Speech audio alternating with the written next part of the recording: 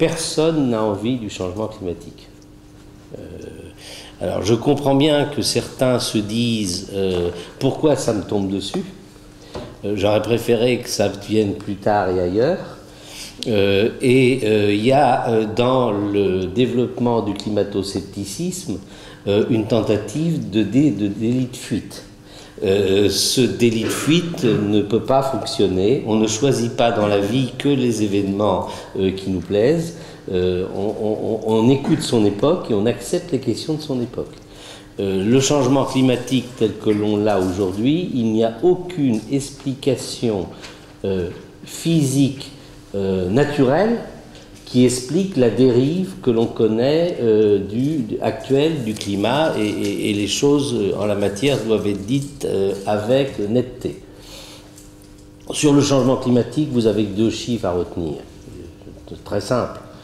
La température que l'on craint dans ce siècle, c'est entre 1,5 degré et 6 degrés de réchauffement. Alors 1,5 degré, c'est si la planète a la délicatesse de réagir lentement, et surtout l'humanité, la sagesse de faire ce qu'il faut.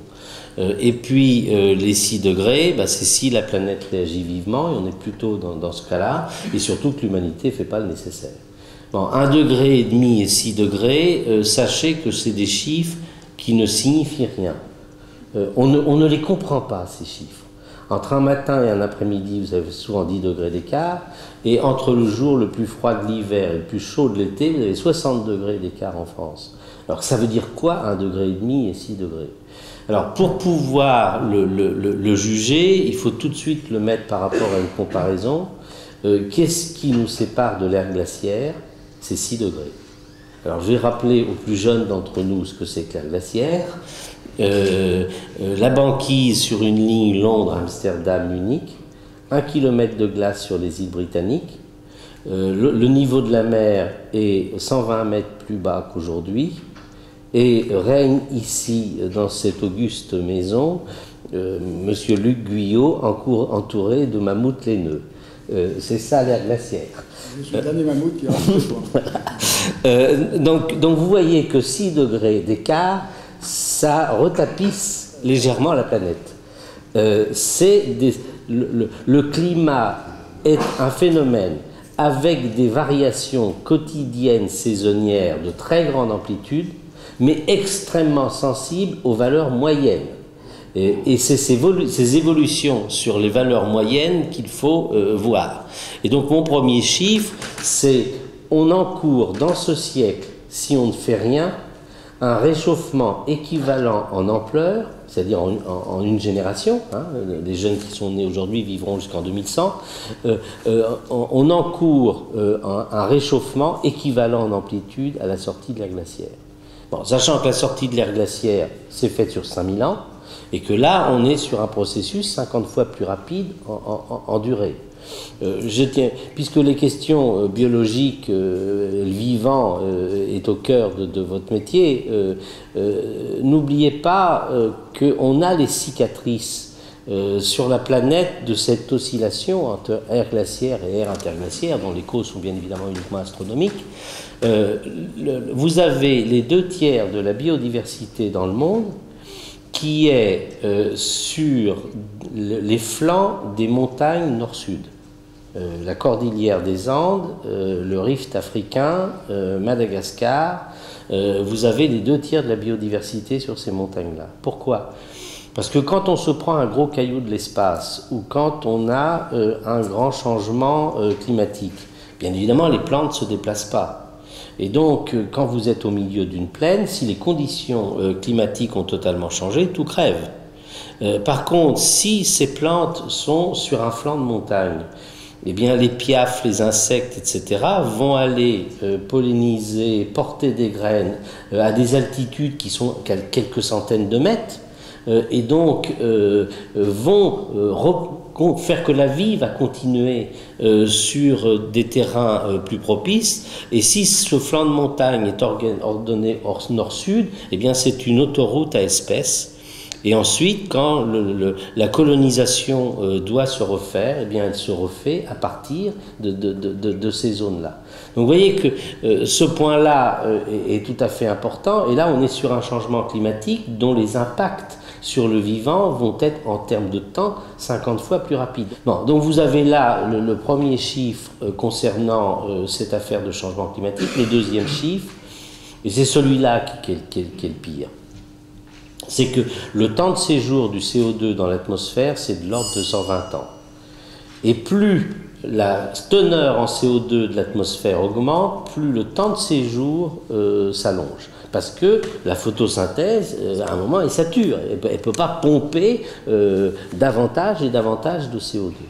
Et donc, si on fait des scénarios sur le futur, en commençant par une question simple, qu'est-ce qui se passe si l'humanité reste aujourd'hui avec les émissions du niveau de 1990, date du premier rapport scientifique? Encore une fois, cette affaire de changement climatique a été comprise réellement en 85 avec l'analyse des glaces de l'Antarctique. Dans le premier rapport scientifique du GIEC, c'est 90. Donc si à partir de 90, les émissions sont les mêmes pour un siècle, pour 2 siècles, etc., qu'est-ce qui se passe? Eh bien, on a un triplement de la teneur de CO2 dans l'atmosphère, parce qu'une dose élevée donne un empilement dans l'atmosphère, on a un stockage dans l'atmosphère. Et d'ailleurs, dans le prochain rapport du GIEC qui va sortir, sur lequel on commence à avoir les bonnes feuilles à corriger, il y a un exercice nouveau qui a été fait, parce que jusqu'ici, je dirais par sens du court terme, on n'avait jamais regardé au-delà de 2100. Et là, les scientifiques se disent, ça là, cette fois-ci, on va se lâcher, on va regarder à 3000. Eh bien, en l'an 3000, on n'a résorbé que la moitié de l'excédent de CO2 du 21e siècle. Vous êtes dans une machine qui, à partir du moment où elle dérape, elle est extraordinairement difficile à remettre dans les rails. Imaginez que le CO2 reste un an dans l'atmosphère. On déconne. Le président de la République monte à la télé avec un air grave, nous dit serrage de ceinture pendant un an, et ça y est, on rentre dans les clous. Là, on n'est pas dans cette logique-là. Un dérapage a derrière des effets quasi irréversibles. Encore une fois, 120 ans d'effet sur le climat de toute molécule de CO2 envoyée aujourd'hui dans l'atmosphère. Donc si on veut stabiliser les affaires, il faut bien évidemment être dans des politiques les plus rapides possibles. Plus les politiques vont être lentes, plus l'ampleur du rattrapage ultérieur devra être profond. Et avec là des scénarios que je dirais énergétiques, techniques, qu'on ne sait plus faire. Donc on est dans cette situation-là. Alors dans le dernier rapport scientifique, au-delà des questions de température qui avaient déjà été bien vues dès le premier rapport de 90, les rapports suivants ont un peu précisé la photo, mais n'ont pas énormément changé les choses, il y a une donnée supplémentaire qui est arrivée, qui est la question de la pluviométrie. Si la planète est plus chaude, les basses couches de l'atmosphère vont être plus chaudes, vous allez avoir davantage de flotte qui va s'évaporer de l'océan des zones équatoriales. Donc globalement, une augmentation de la pluviométrie. Mais si vous avez plus d'énergie dans l'atmosphère, tout système énergétique avec davantage d'énergie est plus turbulent. Vous commencez de chauffer une casserole, bien avant que ça boue, ça commence à bouger dans la casserole. Il y a des convections. Bon, même chose pour l'atmosphère. Et donc, si vous avez plus d'énergie dans l'atmosphère, les régimes des vents sont légèrement plus importants. Je ne parle pas des grandes tempêtes, etc., qui existent aussi, mais les régimes réguliers des vents sont plus importants. Donc, les alizés vont être plus forts.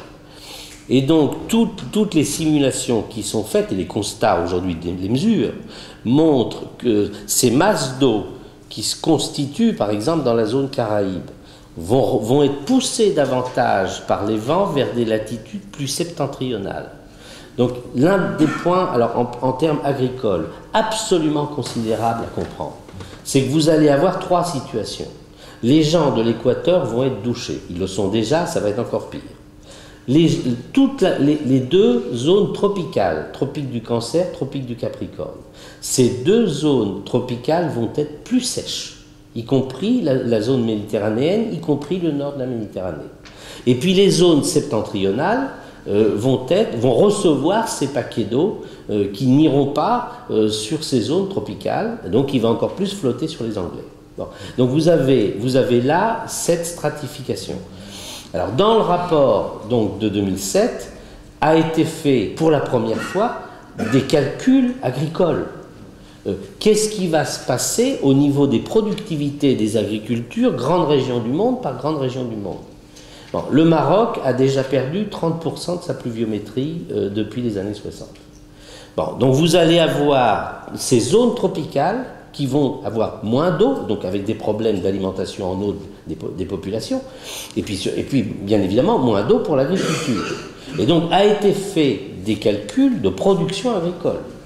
Et le résultat de ces travaux, et donc ont été les éléments d'entrée de la conférence de Copenhague qui s'est si difficilement passée, ça a été qu'au-delà de 2 degrés de réchauffement, on n'arrive plus à nourrir la planète en l'état actuel des choses.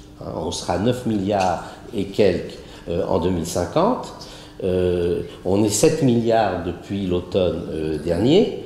Donc 2 milliards et des poussières en plus. Et on a une chute des productions agricoles sur 2 bandes de la planète. La zone d'Amérique centrale, Mexique, etc. La zone méditerranéenne, nord et sud. Le Maghreb, bien sûr, le Sahel, le Moyen-Orient, l'Inde, hein, et puis sur l'hémisphère sud, l'Australie, d'ailleurs qui a connu une très très grande sécheresse en 2008, le sud de l'Afrique, le sud de l'Amérique latine, et donc la réduction des capacités alimentaires, vous avez vu qu'il y a là-dedans des zones très peuplées, va poser d'énormes problèmes. Bon, et donc le débat dans lequel on est aujourd'hui, c'est qu'à l'intérieur de ma fourchette 1,5 degré, 6 degrés, bah, en gros au-delà de 2 degrés on se tape dessus. C'est-à-dire on rentre dans une zone de violence, une zone de migration de population, une zone de population qui n'arrive plus à se nourrir, et on a un problème d'importation, d'exportation agricole qui n'arrive plus à solder les choses. Alors, il y a bien sûr d'autres paramètres sur la question agricole sur lesquels il faudra évidemment revenir, mais c'est quand même les données de base. Alors, une fois vous avoir recampé ainsi la question du changement climatique, maintenant les difficultés de la négociation internationale. Alors, la séquence Copenhague, Cancun, Durban. Écoutez, le point d'entrée est le suivant. Le climat de la France n'est pas fait par les Français. Vous voyez les écharpes nuageuses qui passent par-dessus nous tous les jours à la télé. Le temps de séjour de la vapeur d'eau dans l'atmosphère, c'est 5 jours. Hein. Et à côté des 120 ans pour le CO2. Donc, il n'y a pas de frontière par rapport à la question climatique. Le climat de la planète est un objet unique, indivisible. Donc le climat de la France est fait par tous les pays du monde. Et donc vous êtes, avec cette question du changement climatique, devant la première question à solidarité obligatoire de l'histoire de l'humanité. Alors je ne dis pas que la question climatique est la question la plus importante, je dis tout à fait autre chose. La question climatique va restructurer le système politique. On ne peut pas faire face à cette question-là, et aussi d'ailleurs la question de la biodiversité, dans une logique où chaque pays fonctionne de façon séparée. Et qu'est-ce qui s'est passé à Copenhague? Il s'est passé à Copenhague un événement d'une extrême importance qui est la sortie du traité de Westphalie de 1648. Alors, qu'est-ce que c'est que le traité de Westphalie de 1648? 2 siècles de guerre de religion, c'est-à-dire des guerres civiles dans les familles. Hein, on s'entretue dans les familles. Pour mettre fin à ces 2 guerres de religion, donc la guerre de 30 ans, se réunissent à Münster et à Osnabrück pendant 6 mois, les belligérants, pour essayer d'arrêter tout ça. Et ils conviennent d'un traité avec 3 termes. Un peuple doit avoir la même religion que son roi. Et un roi ne peut pas faire la guerre à un autre roi au motif de sa religion. Et essayer de calmer tout le monde. Et c'est sous-titré que le traité instaure la souveraineté nationale. La notion de souveraineté nationale est la création du traité de Westphalie. Et depuis le traité de Westphalie, les affaires du monde sont restées dans le modèle westphalien. Les Nations Unies sont un instrument juridique de gestion du traité de Westphalie. Saddam attaque le Koweït, il n'a pas le droit. Il gaze les chiites à Bassora, il est chez lui. Et voilà, comme ça que ça fonctionne. Bon. Or, dans les questions qui se posent aujourd'hui, et c'est ça l'énorme changement que nous sommes en train de vivre, nous sommes sortis du traité de Westphalie. Les grandes questions du monde ne sont plus gérables dans l'addition des souverainetés nationales. Alors, c'est vrai pour le climat, c'est vrai pour la biodiversité, on en parlait tout à l'heure, c'est vrai pour l'approvisionnement agricole du monde, l'approvisionnement alimentaire du monde, c'est vrai pour la crise financière. La crise financière n'est pas soluble dans l'orbite nationale. C'est vrai pour la protection sociale, puisque nos travailleurs de chez nous sont en concurrence avec des travailleurs d'autres pays qui n'ont pas de système de protection sociale. Donc vous voyez que les mondialisations nous font sortir du traité de Westphalie tout autant que cette affaire du changement climatique. Alors, quelle est la spécificité de l'affaire du changement climatique? C'est qu'elle a un compte à rebours. C'est-à-dire qu'on doit diviser par 2 les émissions mondiales de gaz à effet de serre d'ici 2050, c'est-à-dire dans 38 ans. Alors je tiens à rappeler aux aînés d'entre nous que 2050, c'est plus proche de nous que 1968. Hein? Bon, donc c'est demain matin, 2050. Hein? Vous voyez l'ampleur du sujet qui nous est posé. Donc à partir de ce moment-là, comment se passe la négociation internationale sur le climat? Aux pays en développement, on leur dit, écoutez, il faut qu'on soit tous solidaires pour gérer le climat de la planète. Dans un premier temps, ils nous ont dit, tiens, cette affaire de changement climatique, encore une turpitude des colonisateurs. Ils nous en avaient déjà fait pas mal, ils nous avaient vendu un modèle de développement, et en plus, ce modèle de développement, il ne marche pas. Bon. Ensuite, après, alors, donc il nous dit, payez, débrouillez-vous, c'est pas notre affaire, disaient les pays en développement. 10 ans plus tard, ils disent ah oui, mais attendez, il y a quand même un problème, ceux qui sont les plus victimes, c'est nous. Donc vous devez payer le fait qu'on soit victime. Bon. Et dans la dureté des négociations depuis Copenhague, il y a eu un énorme changement qui est en train de se faire, c'est-à-dire que les pays en développement maintenant comprennent qu'il faut qu'ils rentrent dans un chemin de développement sobre en carbone. C'est-à-dire que jusqu'à présent, premier tirage, les pays industrialisés du 19e et 20e siècle, Europe, Amérique du Nord, URSS, Japon, 1 milliard d'habitants, ils font leur développement à partir des combustibles fossiles. Deuxième tirage, les émergents, Chine, Inde, l'Afrique du Sud, font aussi leur développement à partir des combustibles fossiles, et massivement du charbon pour le coup. Hein. Et puis maintenant, ceux qui se présentent au tourniquet, on leur dit ah non, écoutez-vous, mauvaise pioche, vous arrivez trop tard, vous n'avez plus le droit. C'est fini, on n'a plus le droit de faire ça, on ne peut plus se développer à partir des combustibles fossiles. Et donc, ils nous ont dit, c'était à Bali en 2006, où est le plan B? Alors, on a dit, écoutez, le plan B, il n'est pas prêt. Bon, on a dit, écoutez, si le plan B n'est pas prêt, on ne peut pas signer le papier. Bon. Et donc, on se retrouve dans cette négociation internationale extrêmement difficile, dans cette condition-là. Donc, le débat sur l'économie verte, à Rio, reprend cette question-là. Quel est le mode de développement possible pour l'humanité tout entière? Vous comprenez bien que si on ne sait pas résoudre ça, on n'aura pas l'accord. Bon. Sachant par ailleurs, difficulté supplémentaire, c'est que la grande majorité des pays industrialisés n'ont pas tenu leurs engagements de Kyoto. En dehors de l'Union européenne, il n'y a que l'Union européenne qui va être dans les clous. Tous les autres dérapent. Le Canada, qui devait faire -6, est à +35. Et vous voyez, après ça, le rattrapage qu'il faut faire. Bon. Les États-Unis étaient en dehors du protocole de Kyoto. Donc, il y a une énorme division entre les pays à l'intérieur des pays industrialisés.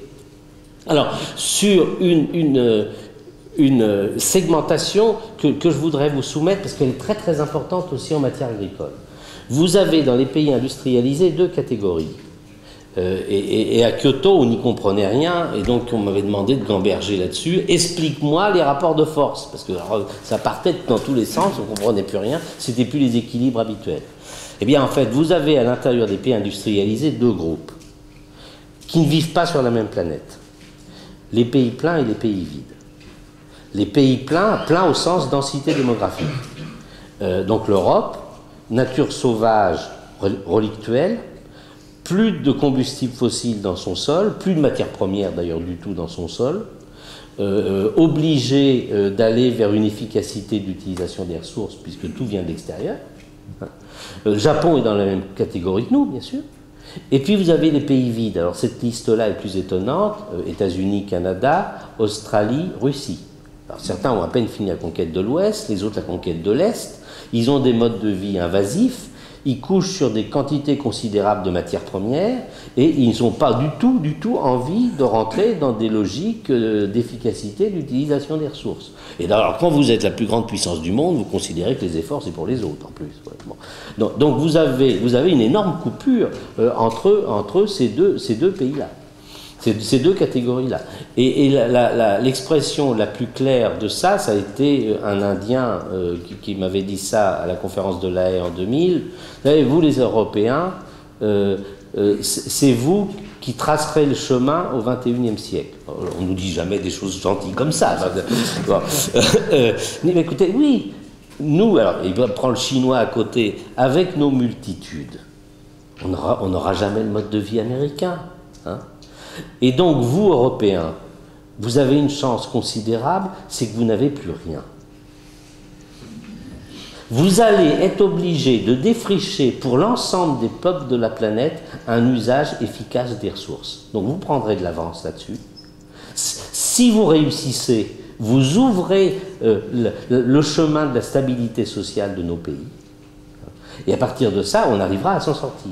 Par contre, les pays qui restent quelque part au XXe siècle, qui sont plus ils sont pas arrivés au XXIe siècle, ils sont au XXe siècle dans leur rapport aux ressources. Les États-Unis, la Russie, par exemple, leur modèle de développement n'est pas exportable pour une humanité de 9 milliards. C'est pas possible. Bon. Et donc, on est dans la négociation internationale avec une énorme coupure.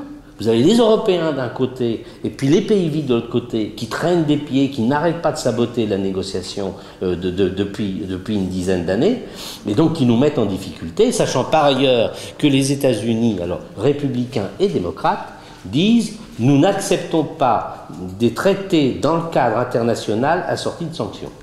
Bon. Et ce n'est pas après Guantanamo et Abu Ghraib qu'ils peuvent se mettre à mettre en place des tribunaux, vous comprenez? Bon. Et donc on a ce blocage-là de la part américaine. Alors comment voulez-vous, à partir du moment où vous avez ce bloc de pays qui ne fait rien, qui ne reconnaît pas ou quasiment pas le problème, qui dérape dans ses émissions et qui ne veut pas de régime de respect des engagements pris par les États, comment voulez-vous être capable de convaincre les émergents chinois, indiens et autres à aller vers l'accord?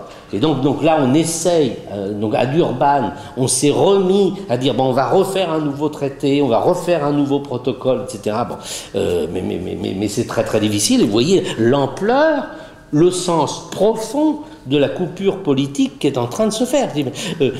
Oui, pardon. Monsieur Rambon, on est vertueux que parce qu'on désindustrialise. Je veux dire, les biens que nous consommons, c'est les Chinois qui les produisent avec du charbon.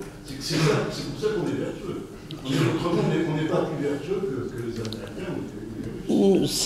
Non, attendez, c'est relatif. Comparer une voiture européenne à une voiture américaine. Vous avez raison, vous avez raison, mais vous avez raison, vous avez raison en partie, tout à fait. Mais regardez une maison européenne par rapport à une maison américaine, vous avez quand même d'énormes écarts. C'est vrai que les délocalisations nous a fait effectivement reporter une partie de nos émissions sur l'extérieur.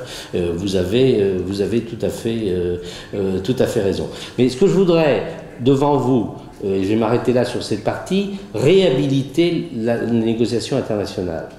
Ce n'est pas une négociation qui merde, c'est une négociation qui est face à des enjeux historiques absolument considérables.